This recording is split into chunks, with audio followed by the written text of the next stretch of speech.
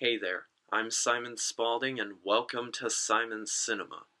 So, truthfully, I wasn't really that excited for Coco up until right around when it came out. I thought to myself that the animation looked really good from the trailers, but Pixar hasn't really made that great of an all-around film since Inside Out, so it was kinda low on my watch list. Then I decided to check the reviews one day, and it went a little something like this. Okay, let's check out how Coco's doing.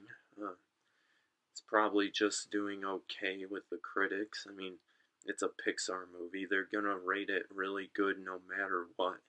So what's the score on Rotten Tomatoes? Holy sh! So after coming across that, I thought, okay, I definitely need to see this movie now. And I just went and saw it over this weekend, so here are my thoughts on Coco. But before I get into the actual movie, let me talk about the first thing you'll be greeted with once you sit down to watch Coco in the theater. We're going door to door looking for family traditions. We make candy canes together. Sugar Rush. A 20-minute long Frozen Christmas short that features Josh Gad's Olaf with his annoying levels cranked up to 11. I use the term short very loosely here because, like I said, this is 20 minutes of Frozen Christmas songs before you actually watch the movie. I mean, I guess the message of the short ends up being pretty nice, but ultimately, this is just in front of this movie to remind people that Frozen is a thing, and for Disney to say, oh, it's Christmas time, better spend your money on those sweet, sweet Frozen toys, parents. Give us your money, please. So yeah, if you're gonna go see Coco in the theater, I would probably recommend that you get there a little bit after the showing time is supposed to start, because really this has no point to it whatsoever. And I don't hate Frozen, I just am getting really, really sick of it. Anyway, off of that topic and onto the actual movie. So, Coco follows a young Mexican boy named Miguel, who has dreams of becoming a big musician like his idol, Ernesto de la Cruz. The only problem is that his family is very much against music because of a personal tragedy that happened to them a long time ago. This eventually leads to a series of events where he ends up stealing De La Cruz's guitar from his tomb, and for stealing from the dead, he's put in some kind of purgatory-like state where he's not quite dead and he's not quite alive either, and he has until sunrise to break the curse. And as he's on this journey to get back to the land of the living, he goes through a bit of a moral crisis about whether he should stick to his passion for music or stick to what his family wants. Now, I have no problem saying that this is by far the best animated film of the year, and the reason it kinda shocks me that I loved this movie so much is because every 10 minutes or so there was a really overused cliche where I just went like, really, they're doing this? But really, you can only use the term cliche negatively if it's done poorly. And it turns out that some of these cliches are cliches for a reason, because when done right, they're extremely effective. I won't get into any major specific spoilers about this movie, but some of the cliches that I'm talking about are obviously with his family not liking music. It's the whole thing of, oh, my family doesn't enjoy the thing that I really am passionate about, and I've got to make them see how great music can be.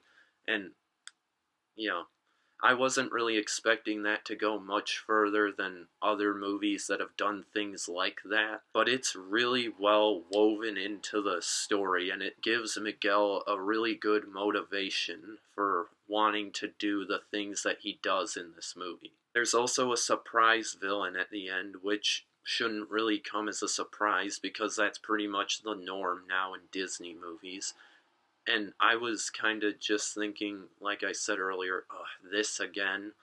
But that really was well set up, and it felt like a natural progression of the story. Other than that, the things that I really liked about this movie are the animation, which is probably some of the best I've ever seen. It's phenomenal. There was a clip that played right before the movie that explained that there were over 8 million different moving pieces in one shot of this movie. And just knowing that fact really makes you see how much effort it takes to build a really good looking world like this in animation. So yeah, this movie is absolutely amazing to look at.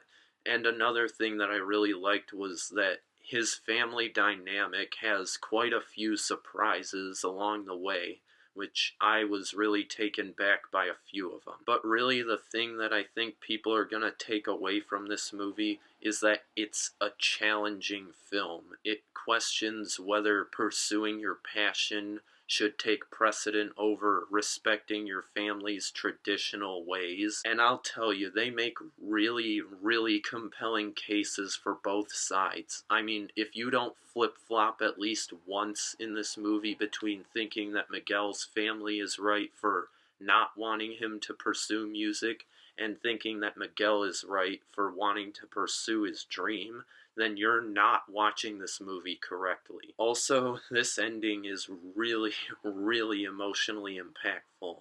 There were people crying all around me in the theater.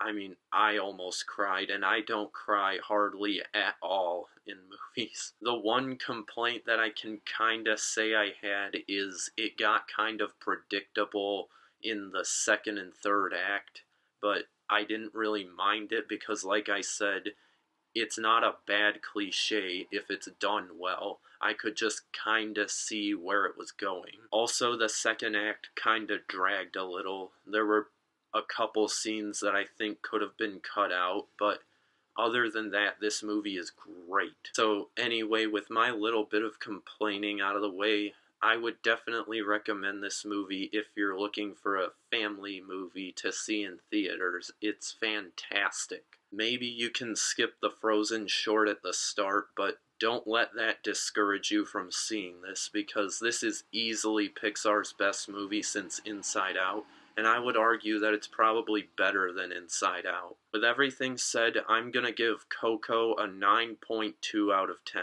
I definitely don't think you should miss this one. It's worth seeing on the big screen. So thanks everyone for clicking on this video. Be sure to give it a thumbs up if you enjoyed it, and subscribe to my channel if you want to see more videos like it. Tell me your thoughts on Coco down in the comments if you've seen it. Thanks and have a great day.